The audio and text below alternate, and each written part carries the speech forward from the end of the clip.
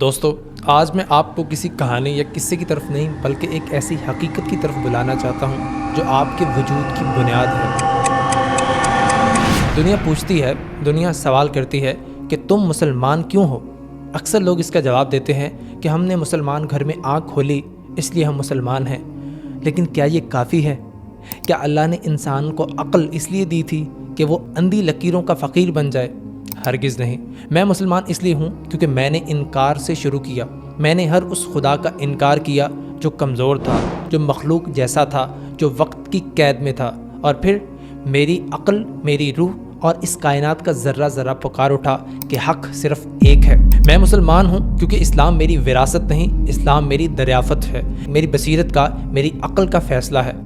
دوستو، جب ہم مذاہب کا موازنہ کرتے ہیں تو سب سے بڑا فرق تصور خدا میں ملتا ہے۔ کسی نے خدا کو اپنی طرح کا انسان سمجھ لیا، کسی نے اسے پتھر کی مورت میں قید کر دیا اور کسی نے اسے بے بس کر کے ٹکڑوں میں بانٹ دیا۔ سائنس کہتی ہے کہ پوری کائنات میں فزکس کے قوانین ایک جیسے ہیں۔ جیسے گریوٹی سے زمین پر سیب گرتا ہے، اسی گریوٹی سے ستارے حرکت کرتے ہیں۔ اگر کائنات کے دو الگ الگ خدا ہوتے تو قوانین میں ٹکراؤ ہوتا۔ ایک خدا چاہتا کہ ہائیڈروجن اور آکسیجن مل کر آگ بنائیں، دوسرا چاہتا کہ پانی بنائیں، اور نتیجہ کیا نکلتا؟ کائنات وجود میں آنے سے پہلے ہی تباہ ہو جاتی۔ قرآن نے اسی سائنسی حقیقت کو ایک جملے میں بیان کیا ہے: اگر زمین و آسمان میں اللہ کے سوا اور خدا ہوتے تو یہ نظام درہم برہم ہو جاتا۔ تو پھر عقلی طور پر ثابت ہوا کہ جیسے کسی ایک ملک کے دو پرائم منسٹر نہیں ہو سکتے، دو پریزیڈنٹ نہیں ہو سکتے، اسی طرح کائنات کے دو خدا نہیں ہو سکتے یا کئی خدا نہیں ہو سکتے۔ تو خدا صرف ایک ہے، ہماری عقل نے فیصلہ کر دیا ہے۔ باقی مذاہب نے خالق کو مخلوق کی صفات دیں، جبکہ اسلام نے خالق کو وہ واحد انجینئر مانا جس کے ایک حکم پر پوری کائنات ایک سیکنڈ کی تاخیر کے بغیر چل رہی ہے۔ اب ان کتابوں کے موازنے پر ایک عام انسان پوچھ سکتا ہے کہ اگر تورات اور انجیل بھی اللہ کی تھیں تو وہ کیوں بدل گئیں؟ اس کا جواب بہت علمی ہے۔ پرانی کتابیں مقامی تھیں، لوکل تھیں اور ایک خاص وقت کے لیے تھیں، وہ جیسے ایک عارضی سافٹ ویئر اپڈیٹ ہوتا ہے، لیکن قرآن فائنل ورژن ہے۔ دنیا کی ہر کتاب جب ایک زبان سے دوسری زبان میں ترجمہ ہوئی تو اس کے معنی بدل گئے۔ تورات اور انجیل اپنی اصل زبان میں محفوظ نہ رہ سکیں، نتیجہ یہ ہوا کہ وہ انسان کا کلام بن گئیں۔ مگر قرآن کا معجزہ اس کا peer to peer verification system ہے۔ دنیا میں ایسی کوئی کتاب نہیں جسے لاکھوں بچے لفظ با لفظ یاد کر لیں۔ اگر آج دنیا کی تمام لائبریریاں جلا دی جائیں تو تورات، انجیل یا ویدوں کو دوبارہ ویسا ہی لکھنا ناممکن ہوگا، لیکن قرآن 24 گھنٹوں میں دوبارہ ویسے ہی لکھ لیا جائے گا، کیونکہ قرآن سینوں میں محفوظ ہے۔ قرآن آج بھی اسی زبان میں زندہ ہے جس میں نازل ہوا تھا، یعنی عربی زبان میں۔ نتیجہ باقی مذاہب کی کتابیں تاریخ بن چکے ہیں، لیکن قرآن آج بھی زندہ ہدایت ہے۔ جب گائیڈ بک ہی بدل جائے تو راستہ بھٹکنا لازمی ہے، اور جب گائیڈ بک محفوظ ہو تو منزل تک پہنچنا یقینی ہے۔ اسی لیے میں مسلمان ہوں، کیونکہ میرے پاس اللہ کا اوریجنل مینول موجود ہے۔ دوستو، بات بالکل صاف ہے، اگر کائنات کا نظام ایک ہے تو اس کا خدا بھی ایک ہونا چاہیے۔ اگر انسانیت کی ہدایت کے لیے کوئی کتاب ہے تو اسے تبدیلی سے پاک ہونا چاہیے تاکہ وہ ہر دور کے لیے معیار بن سکے۔ جب میں نے ان دونوں معیاروں پر دنیا کو پرکھا تو مجھے صرف اسلام ہی وہ منزل نظر آئی جہاں عقل اور روح دونوں مطمئن ہو جاتی ہیں۔ میں کیوں مسلمان ہوں؟ میرے پاس یہ 10 بنیادی دلائل ہیں جو میں آپ کو پیش کرنا چاہتا ہوں۔ پہلا، اسلام کا متوازن نظام۔ اسلام مجھے اس لیے پسند ہے کیونکہ یہ انتہا پسندی کے خلاف ہے۔ دنیا میں دو طرح کے لوگ ہیں، ایک وہ جو دنیا میں اتنے کھو گئے کہ خدا کو بھول گئے، اور دوسرے وہ جو خدا کو پانے کے لیے دنیا کو چھوڑ کر جنگلوں اور پہاڑوں میں جا بیٹھے۔ اسلام کہتا ہے نہیں، یہ دنیا ایک کھیتی ہے اور آخرت اس کا پھل۔ اگر آپ کھیتی ہی نہیں کریں گے تو پھل کہاں سے کھائیں گے؟ اسلام نے ہمیں راہبانیت سے روکا ہے۔ یہ ہمیں سکھاتا ہے کہ تم ایک اچھے باپ بھی بنو، ایک کامیاب تاجر بھی بنو اور ایک بہترین حکمران بھی بنو، لیکن یہ سب کرتے وقت اپنے مالک کو یاد رکھو۔ یہ دین اور دنیا کی ایسی حسین دوستی ہے جو دنیا کے کسی اور نظام میں نہیں ملتی۔ یہ راستہ میانہ روی کا ہے جہاں نہ تو انسان دنیا کا غلام بنتا ہے اور نہ ہی دنیا سے کٹتا ہے۔ دوسرا، عالمگیر مساوات۔ دنیا کے مذاہب اور فلسفوں نے انسان کو ٹکڑوں میں بانٹ دیا، کہیں ذات پات کا نظام جہاں انسان پیدائشی طور پر اچھوت ہے، تو کہیں نسلی برتری جہاں گورا خود کو کالے سے افضل سمجھتا ہے۔ لیکن میرے اسلام نے اس بوسیدہ نظام کو ایک ہی ٹھوکر میں گرا دیا۔ 1400 سال پہلے محمد عربی صلی اللہ علیہ وسلم نے کعبہ کی چھت پر کھڑا ہونے کے لیے کسی عرب نواب کو نہیں بلکہ حبشہ کے ایک کالے غلام حضرت بلال کو چنا۔ ایسا کیوں کیا گیا؟ تاکہ دنیا دیکھ لے کہ اسلام میں برتری کا معیار خون یا رنگ نہیں بلکہ تقوی ہے۔ مسجد میں جب نماز شروع ہوتی ہے تو بادشاہ اور فقیر ایک ہی صف میں کھڑے ہوتے ہیں، یہاں نہ کوئی اونچا ہے نہ کوئی نیچا ہے۔ یہ ہے وہ سچی مساوات जो आज भी दुनिया की बड़ी बड़ी जमहूरियत मुल्कों में भी दरियाफ्त नहीं हो सकी। तीसरा, अक्ली आज़ादी। अक्सर मजहब कहते हैं कि बस मान लो, सवाल मत करो, लेकिन कुरान मेरी अक्ल को चैलेंज करता है। कुरान अंधी तकलीद का दुश्मन है। कुरान में 700 से ज़्यादा मरतबा दावत दी गई है कि गौर करो, फिक्र करो, क्यों तुम अक्ल से काम नहीं लेते। इस्लाम मुझे ये नहीं कहता कि तुम अपने दिमाग को ताला लगाकर ईमान लाओ, बल्कि इस्लाम कहता है कि कायनात को देखो, सितारों की गर्दिश को समझो, माँ के पेट में बनते बच्चे पर गौर करो, और जब तुम्हारी अक्ल गवाही दे कि इस निज़ाम का कोई मालिक है तो तब झुको। इस्लाम वो दीन है जो ब्लाइंड फेथ पर नहीं बल्कि शऊरी इंतखाब पर खड़ा है। मैं मुसलमान इसलिए हूँ क्योंकि मेरा दीन मेरी अक्ल का रास्ता नहीं रोकता बल्कि इसे रोशनी दिखाता है। ये एक मंतकी मोजज़ा है। चौथा, महफूज किताब। दुनिया की हर किताब वक्त के साथ बदल गई। तौरात और इंजील के सदियों बाद जब वर्जन देखे गए तो वो ओरिजिनल से बिल्कुल मुख्तलिफ थे, लेकिन कुरान 14 सदियां गुजरने के बाद भी दुनिया के किसी भी कोने में से कुरान उठा लें, इसका एक नुक्ता, एक ज़बर ज़ेर भी नहीं बदला। ये कैसे मुमकिन हुआ? क्योंकि अल्लाह ने इसकी हिफाजत के लिए सिर्फ कागज़ का सहारा नहीं लिया बल्कि इसे सीनों में महफूज कर दिया। अगर आज दुनिया की सारी किताबें जला दी जाएं तो सिर्फ कुरान वो वाहिद किताब होगी जो 24 घंटों के अंदर दोबारा लिख सकते हैं, क्योंकि लाखों बच्चों को ये अजबर है, ये याद है। ये नाकाबिले तब्दीली होना इस बात का सबूत है कि ये किसी इंसान का दिमाग नहीं बल्कि ये खालिक कायनात का कलाम है। पांचवा, बराह रास्त राब्ता। दुनिया के हर मजहब में खुदा तक पहुंचने के लिए किसी मिडिल मैन की जरूरत होती है। कहीं आपको गुनाह बख्शवाने के लिए पादरी के सामने एतराफ़ करना पड़ता है, तो कहीं पंडित की पूजा के बगैर बात नहीं बनती। लेकिन इस्लाम ने हर पर्दा हटा दिया।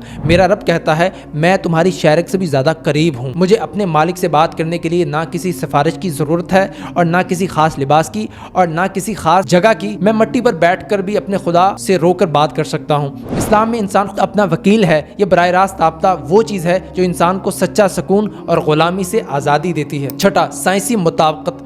लोग कहते हैं कि साइंस दरियाफ्त करती है, मैं कहता हूँ कि कुरान बयान करता है। जब दुनिया समझती थी कि ज़मीन साकिन है, कुरान ने कहा हर चीज़ अपने मदार में तैर रही है। जब दुनिया को एम्ब्रोलॉजी का इल्म नहीं था, कुरान ने पेट में बच्चे के मराहल बता दिए। इस्लाम साइंस से डरता नहीं, क्योंकि साइंस सिर्फ असूल फितरत को दरियाफ्त करती है और वो फितरत अल्लाह ही की बनाई हुई है। एक परफेक्ट मुस्लिम कभी साइंस का दुश्मन नहीं हो सकता, क्योंकि वो जानता है कि दुनिया की हर नई दरियाफ्त दरअसल कुरान की किसी न किसी आयत की तस्दीक है। साइंस बदल सकती है लेकिन कुरान के हक़ाइक़ नहीं बदलते। सातवां, नबवी दयानतदारी। मैं मोहम्मद सल्लल्लाहु अलैहि वसल्लम पर इसलिए ईमान लाया क्योंकि उनकी ज़िंदगी का एक एक पल रिकॉर्ड पर है। दुनिया में किसी नबी, किसी लीडर या किसी फ़िलासफ़र की हिस्ट्री इतनी महफूज नहीं।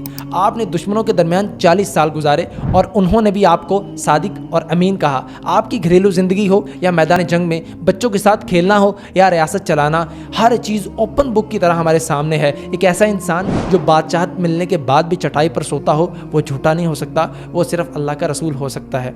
उनकी ट्रांसपेरेंसी ही मेरे ईमान की बुनियाद है। आठवां, अदलो इंसाफ। इस्लाम में इंसाफ अंधा नहीं होता बल्कि वो कामिल होता है। कुरान हुक्म देता है कि इंसाफ करो, खा वो तुम्हारे अपने खिलाफ हो या तुम्हारे माँ बाप के। इस्लाम वो दीन है जहाँ एक यहूदी शख्स वक्त के खलीफा हज़रत अली के खिलाफ अदालत में खड़ा हो सकता है और काजी खलीफा के खिलाफ फैसला देता है, क्योंकि खलीफा के पास सबूत नहीं होता। यहाँ दुश्मन की दुश्मनी भी आपको जुल्म की इजाज़त नहीं देती। ये वो रूल ऑफ लॉ है जिसकी आज दुनिया सिर्फ बातें करती है, लेकिन इस्लाम ने 1400 साल पहले इसको नाफिज करके दिखाया था। नवा, समाजी तहफ़्फ़ुज़। दुनिया में कैपिटलिज्म ने अमीरों को मज़ीद अमीर और गरीबों को मज़ीद गरीब बना दिया, लेकिन इस्लाम ने ज़कात का ऐसा साइंसी निज़ाम दिया जो दौलत को एक जगह रुकने नहीं देता। ज़कात चैरिटी नहीं है, ये हक़ है जो अल्लाह ने अमीर के माल में गरीब का रखा है। अगर आज दुनिया में सिर्फ ज़कात का निज़ाम सही तरीके से लागू हो जाए तो दुनिया में कोई शख्स भूखा नहीं रहेगा। ये दुनिया का वाहिद वेल्थ डिस्ट्रीब्यूशन सिस्टम है जो जज्बा हमदर्दी पर खड़ा है। मैं मुसलमान हूँ क्योंकि मेरा दीन सिर्फ मेरी फलाह नहीं बल्कि पूरी इंसानियत की इक्तसादी फलाह का हल रखता है। 10वां, फितरी मुताबिकत। आखिर में सबसे बड़ी वजह इस्लाम दीन फितरत है।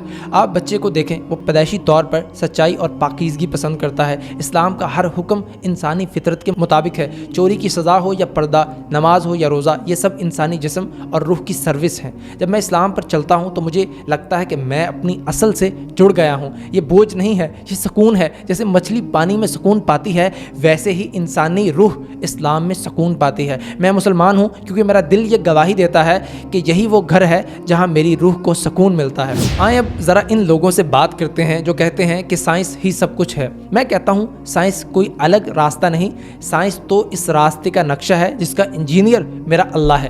سائنس تو صرف دریافت کرتی ہے، لیکن میرا قرآن صدیوں پہلے بیان کر چکا ہے۔ لوگ پوچھتے ہیں دلیل کیا ہے؟ میں کہتا ہوں اپنی آنکھیں کھولیے اور ان 5 بڑے بڑے سائنسی حقائق پر غور کیجیے جو میں آپ کو بتانے لگا ہوں۔ سب سے پہلا، ایکسپینڈنگ یونیورس۔ 20ویں صدی کے شروعات میں دنیا کے بڑے بڑے سائنسدان، جن میں آلبرٹ آئنسٹائن بھی شامل تھا، یہ سمجھتے تھے کہ کائنات اسٹیٹک ہے، یعنی ٹھہری ہوئی ہے۔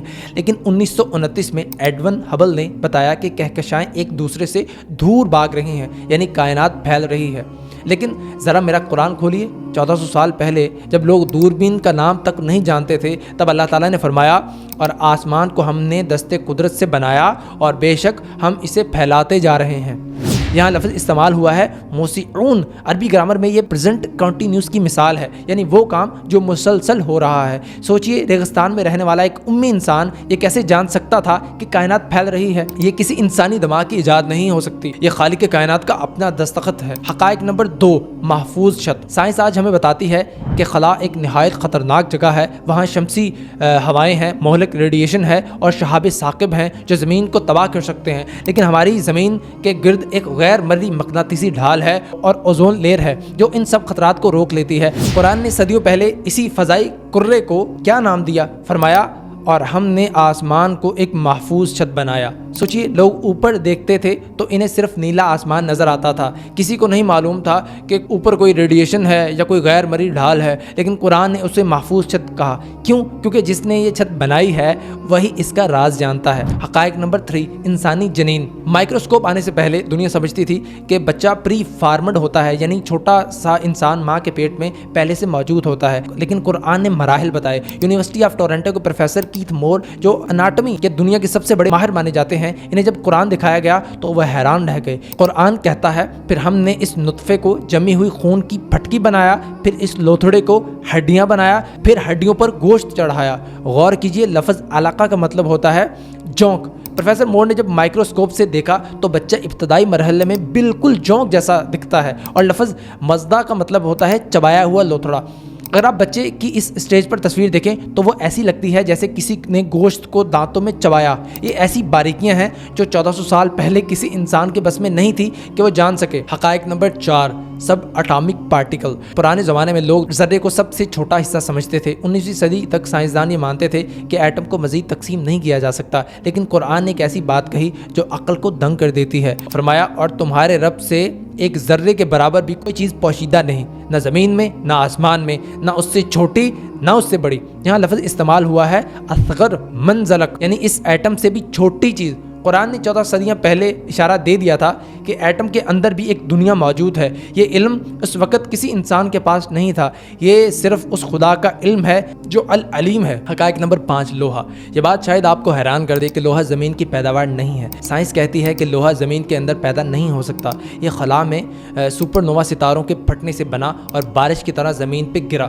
قرآن نے جب لوہے کا ذکر کیا تو کیا کہا؟ اور ہم نے لوہے کو نازل کیا۔ اللہ نے یہ نہیں کہا کہ لوہا پیدا کیا، بلکہ کہا کہ نازل کیا۔